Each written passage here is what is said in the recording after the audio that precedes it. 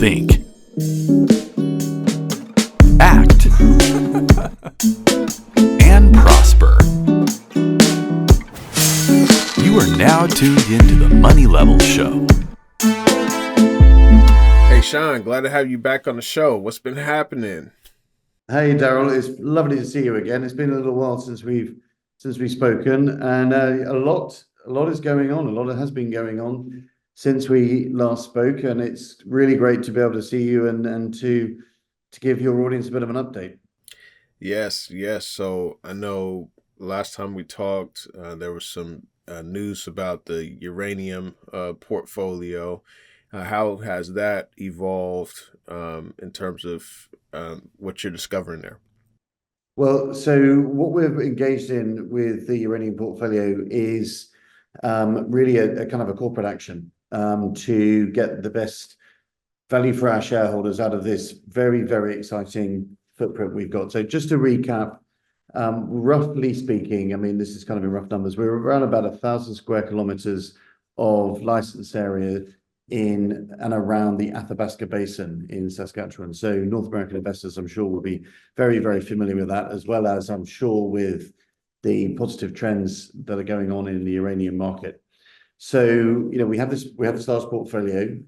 We have undertaken a major field program over the past year. We put a lot of news about that on our website. People can look that up. They can also see the fact sheets on each of our uranium properties, which goes through the prospectivity of the individual license areas and also updates on the work we've done. So the job for me really at the corporate level is to say, okay, how do we take this forward? How do we get these exploration programs financed? Because you're talking about a big license area and a lot of individual licenses and some quite expensive work. So how do we solve for that? And how do we get the best deal for our shareholders? Now, what we have been planning is a partial spin-out IPO of just a few of those properties into a London-listed vehicle. And we've had an extremely good response to that, as you would expect, in respect to, obviously, the uranium dynamics, as I mentioned, but also the scarcity value of uranium exploration, particularly in the London market. So we have some very good interest, potential cornerstone investors there. But in the course of marketing that particular deal, we also came across one or two strategic investors who want to potentially look at a bigger deal. So, and it's a lot of potentials here because nothing's yet been decided. We are having various conversations with various parties, which could involve maybe a deal over the entire portfolio and a different capital structure for that deal. Now, I can't really, I'm afraid, go into too much more detail on that because those talks are ongoing, and we will be looking forward to updating the market very soon on that. But what I can say is that we're working very hard on what I'm sure will be a great outcome for Power Metal shareholders and give us an opportunity to really achieve a lot of value in that portfolio as the uranium price continues to go up and as the interest continues to build in uranium stocks. So I think maybe when we speak again, we'll have an answer on that, and I hope that we've got an announcement coming up shortly to really sort of fill in the blanks there. But also, what I wanted to mention to you is something, again, I think we've spoken about in the past, is that we've been seeking for some time a listing of our shares on the US OTC market. And that's quite a long process. There's a lot of compliance involved. Obviously there's SEC regulations to navigate, etc. But we've now achieved that and we've gone live. So as of last week, our shares are now traded via the US OTC. Now, it's important for people to understand that we haven't issued any new shares. These are, it's an over-the-counter platform based on trading in our current share capital, but it does give US and Canadian, well, North American investors in general, a much easier route into the stock. Now, we're very, very serious about our US investor base. We already have a number of North American investors. As we've met, you and I, both at the New Orleans conference and at the Boca Raton Rick Rule Symposium, where we've marketed very, I think, successfully to US investors, many of whom, have been able to buy shares via the AIM market, but also obviously a number of whom have said, look, it's more difficult to do that, in terms of cross-border transactions. And what they'd like to see is, or have said they would like to see, is this US OTC listing. So with that in mind, we've achieved that, and I'm really pleased that trading has started. And we're, as I say, very, very enthusiastic about having US investors who really understand our incubator model. They really understand the risks and returns and exploration activity, but also obviously this uranium point we talked about. So it's a great opportunity, I think, for the North American audience to get involved in Power Metal Resources. We're trading at the moment with the symbol POWMD. Now the D represents the fact that there's just been a recent corporate action, which was a consolidation of the shares. That's going to revert on or around, I think, the 23rd of April. It's going to be next week, to POWMF. But I think if you search Power Metal Resources, then you'll find us. If anybody has any difficulties with that, please get in touch, via our website, via the info at, or to you, and then maybe to pass to me any issues that people have. But it should be a very, very straightforward process, and I think it will bring a lot of volume into the stock, and hopefully a lot of new shareholders, which is what we want. So, but I'm on hand to answer any questions anybody has on that. That's good. Yeah, yeah. You're always transparent and willing to have those conversations, which is great. And you all were waiting on this to come to fruition for a while. And so, what was that process like? What's the back end like of like waiting? I mean, you're waiting on regulators. You have to work with the SEC. You got to fill out all these applications and everything. So, just walk us through that briefly. Like, we don't need to get into the weeds of everything, but just what is that like, and what does this mean for you all? I mean, because obviously you can reach the North American investors a lot easier and everything, but for you to go through these steps and this process, I mean, it shows a lot of you wanting to reach the North American audience with your company. That's right, and that's, I'm very glad you said that, because that's exactly why we've done it. We really, really want to see US investors coming onto the register. Obviously, Rick Rule is there and is very visible as a shareholder already, and we know that a lot of people who follow Rick and his recommendations have followed him into the stock, and we just want to make it as easy as possible for people to trade the shares. One of my things I would say, my experience, over many years, both in capital markets, on the stock broking side, if you like, and also on the sort of investor relations side, is if you want people to invest in your company, having a great story and deliverable objectives and so on is incredibly important. But you've got to make it easy for people to actually trade the stock. If people go on to try and get the stock and they find it's difficult, they'll lose interest. And there are many, many companies to choose from if you want exposure to exposure mining. And we're very conscious of that. It's a highly competitive market for people's capital, and we want to make it easy for people to execute. So yes, the process was quite long, but I would say that dealing with the guys at the OTC was a great experience. They're really, really fantastic people. They're very commercial. They really, really wanted us there. There was a precedent where Golden Metal Resources, which people will know is 57% owned by us, or already on OTC, and that was also a great process. You've just got to go through the exercise. You have to describe what the company does. You have to go through various activities, and also we had to do a share consolidation because the US market makers can't deal with a stock that's less than a penny in US cents terms. So we did a 1-for-20 consolidation. That obviously is a process that has to be gone through. There has to be a shareholder vote and so on. So there's just kind of admin you have to do, but none of it was onerous. There were no real hurdles in the way. And as I say, the OTC people were extremely helpful and cooperative. So we got through it all, and now we're up and running. So we'll be talking a lot about this when I see you again in Florida. We'll be promoting that very strongly. I hope, I'm just thinking of the dates, but I hope that in the meantime, we'll be doing a major investor event with the OTC, probably prior to the Rick Rules thing. And again, that's obviously going to be promoting us to the North American investor, hopefully, telling our story and motivating people to buy the shares, which is obviously what we're all about. So yeah, it was a good process. And look, there are other aspects to what the company's doing, which I think through that channel, we'll be able to talk a lot more about. For example, what we're doing in Saudi Arabia and Oman. We signed a deal with the Saudi government through the Ministry of Investment.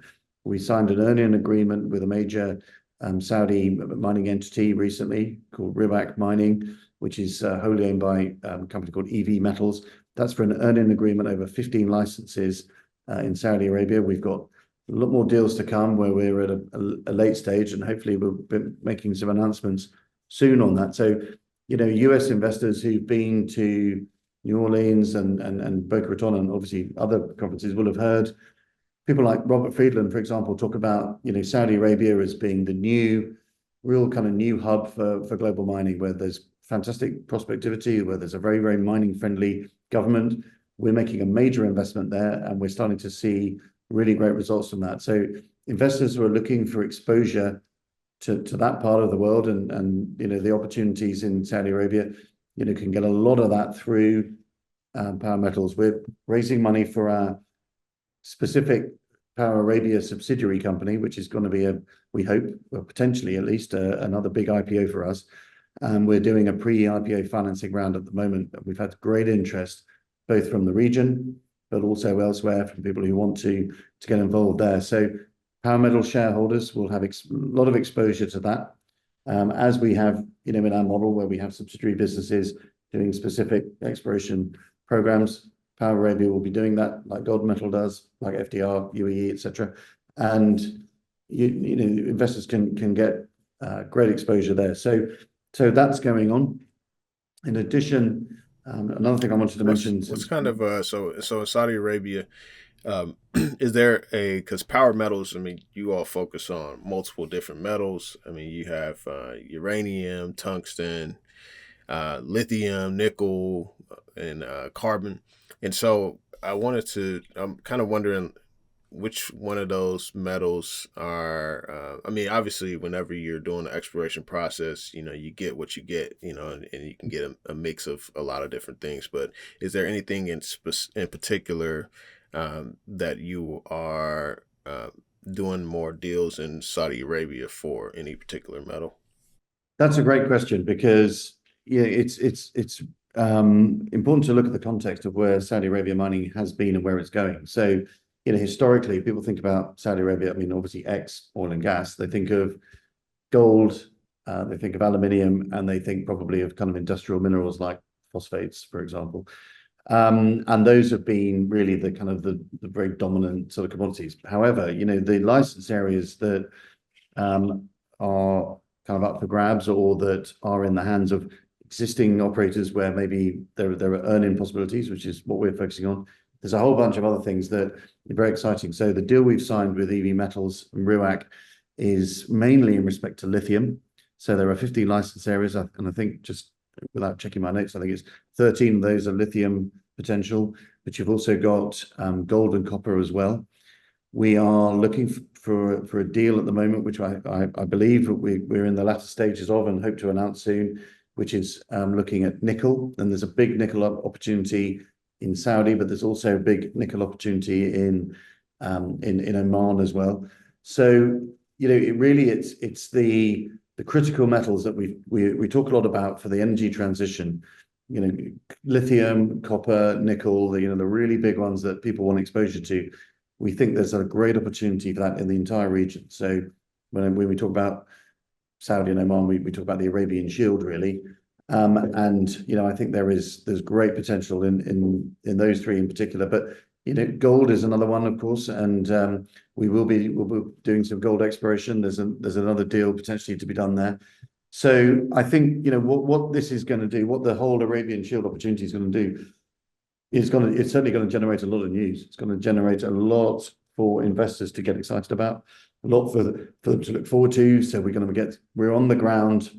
Well, in fact, next week, my colleague Bill, who is going to be running Power Arabia for us, is out there next week, and he's going to be doing the very sort of beginning work with the license earning agreement to start really the process of exploring, and that's very exciting. So we're going to get a lot of news and I hope there's going to be a lot of interest in it.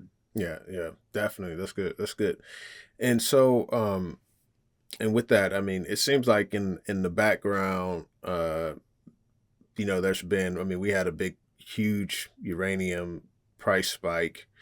We've had more interest. A lot of the fears about recession has subsided and everything, and so it seems like there's just a lot of energy in the background. I mean, people are ready to do deals. People are ready to sign partnerships and create more opportunities. And so, is that a fair assessment? I mean, just from hearing you talk, I mean, Yeah. it seems like there's a lot going on in the background. Well, look, I mean, that's right. And one of the things, and you'll know this very well, and of course, so with your listeners, that there are always signs that you get when you know that the market's about to turn. Okay. So, we've been in a very difficult capital market for the last at least 3 years. I mean, everybody knows that. And it's been hard to raise money. It's been hard, and when you can raise money, it's expensive and all of that stuff. And as you said, that's generally been a kind of fairly soft commodity markets, and you've had obviously quite high interest rates and all these kind of macro factors and the unwind of the quantitative easing, all of those things that have made life quite difficult. Plus, obviously, you've had inflation and which concomitant with high interest rates. Now, what you tend to find, I think, is a sort of sign that things are starting to improve is capital markets tend, I think, to sort of they tend to follow the industry a little bit. In other words, M&A and companies talking to other companies about, look, I've got this asset, would you like to maybe do a JV earn in kind of arrangement? Perhaps that's a better capital solution for me than going to the market for expensive cash to drill it myself. These kinds of deals are the things you tend to see at the earlier stages of recovery. And without a doubt, that's been going on a lot. Now, we operate across a whole bunch of commodities, different geographies, and we have various sort of subsidiary entities within the company. So, in some cases we're raising money, in some cases we're talking about sort of M&A deals. But I'm talking about the kind of the sector more generally. That there is, I think, starting to be something a lot more of this kind of activity, and I think the market's going to catch up with that. I think that there are, on top of that, there is a lot of companies saying, look, should I really be a publicly listed company, or maybe I should go private, or maybe I could get some private equity financing, or these kinds of questions which always arise kind of at the bottom of the market. People saying, oh, I don't know what to do. I mean, whatever I say, my share price doesn't react. Maybe I should do something else. These are all signs that I think we're about to get the recovery that we're looking for. So all we've tried to do is position ourselves as well as we can with the right commodities, with good, safe jurisdictions. People know we're in Canada, North America, we're in Australia, we're in Botswana and Africa, one of the safest jurisdictions in Africa, and obviously we're looking at Saudi and Oman. So we're in great places. We're delivering on what we said we were going to do. We're doing exploration programs. We're financing our businesses. We're signing deals, and then I think and of course with the OTC listing, we're making it as simple as possible for people to invest, so that when people can feel confident to invest again, we're here, we're ready. We've got a great story. It's easy to access the stock, and I think we're putting our investors in a really great position. So that's really, I think all we can do is deliver on what we said we were going to do, make it as easy as possible for people to invest, and then the market will take care of it from there on. And I'm very confident that we can generate some really great returns for people. That's good. That's good. Yeah, the sentiment just behind the scenes seems like it's just heating up. I mean, we got gold at all-time highs. We got uranium, hit over $100. I mean, you got other resources that are just doing pretty well. I mean, oil, and so it just seems like I mean, even the government, regulation and the laws passed about uranium, and there's a lot more mines wanting to come on, and so yeah, it seems like just the sentiment around everything has changed significantly, especially since our last conversation back in that was November. So yeah, Totally. yeah, so that's good. And then you No, had no, you had one more thing that you wanted to share with us. I think there was one yeah, or two. thanks, Darryl. Yeah, no, absolutely. I mean, this is the other thing that we've done since we spoke, and this is really a big move for us and a very exciting thing for us. We've acquired, or rather, sorry, I should say we're in the process of acquiring, we're about to complete, we hope, the acquisition of 75% of a company based in the UK called GSA Environmental. Now, what GSA does is essentially it's a chemical engineering processing business which has the technology and the intellectual know-how to extract critical metals from industrial waste. Now, what I mean by industrial waste is things like heavy fuel oil fly ash, which is very, very prevalent in Saudi Arabia, for example, titanium dioxide chemical sluice, and spent catalysts and other very, very metal-rich waste materials, which have historically and still are in some cases basically kind of going into landfill. Now, we have through this company, we have the ability to extract very high grades of critical metals. So I'll give an example. The heavy fuel oil fly ash generated in Saudi Arabia from obviously power production is very rich for amongst other things, vanadium pentoxide, which is a vital component for vanadium redox batteries that are very commonly used in the developing world, very huge batteries. And we could extract that substance in a grade north of 5%. Now that's being mined commercially in Australia at 1% and below, so extremely high grade. But also it does two things. Obviously, it extracts the metal, but it also cleans up the waste, and this is a huge imperative across the world, but in Saudi Arabia in particular.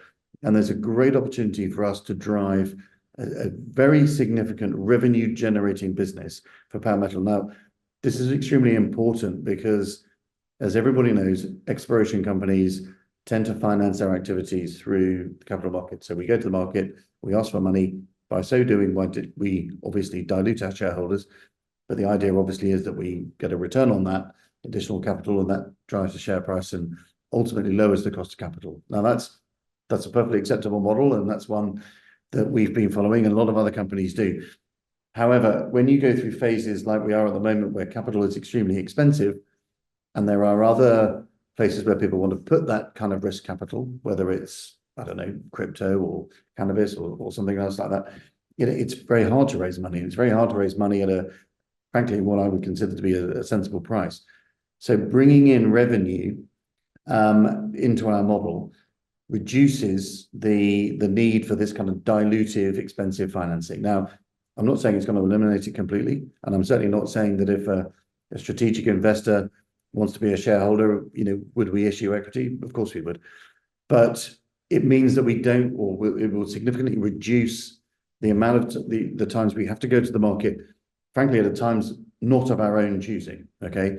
Where you have to basically take the price that the market offers you, which can be pretty punishing. So it's a very, very exciting business for us. It's going to drive a lot of revenue over time. I don't want to set high expectations. We want to sign some contracts. We want to come back to the market, and we want to talk about more as we go, what we're doing. But I can say that there are a lot of extremely exciting conversations going on with that business, and the possibilities for generating some fantastic and high revenue contracts. So I think, again, for your listeners, when they look at us and they say, what does this company actually do? We're an asset play on the one hand, we're an exploration mining play. In this case, we've got some revenue. I think really fundamentally we are about the critical metals for the energy transition. That's through exploration. It's going to be through GSA and its extraction. We're about the value of our assets, like the uranium portfolio, which we've talked about. So ultimately people are going to look at us as a sum of the parts. But fundamentally we are this incubator merchant-backed model that Rick Rule has described and talked about, where we generate this value internally from taking assets on, and then we monetize that over time. And we're going to be doing that through GSA, where we're going to be increasing the number of contracts that we have and the revenue opportunity that we have there. We're going to be doing it through exploration in the uranium, in the nickel in Botswana and elsewhere. And we're going to be IPOing our subsidiary businesses, spinning them out, and undertaking various other corporate activities that will crystallize and monetize that value. So there is a very exciting story for, I think, for shareholders here. Very exciting story that, is across the business, lots of ways of us generating value. And I'm really looking forward to, well, coming back on at some point, but certainly also seeing you again, I hope in a couple of months in person, and we can maybe talk more about those developments. Yeah. Thank you. That was a very thorough update. You all are up to a lot right now. You all be sure to go to powermetalresources.com to check out what's happening there. They have many reports on the different metals. I mean, I just love the diversity of metals you all focus on, and it's something that I haven't really seen much in the market. And so your company is very unique. And so thank you, Sean, for coming on. And until next time. It's lovely to see you, Darryl. Thank you very much for having me again.